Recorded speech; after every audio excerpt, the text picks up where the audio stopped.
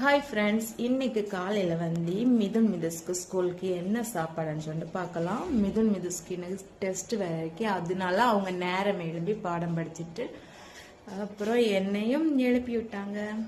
நான் ரசம் வச்சுட்டு ரைஸும் பொங்கியாச்சு. சிக்கன் வந்து பொரிச்சிட்டு இருக்கேன்.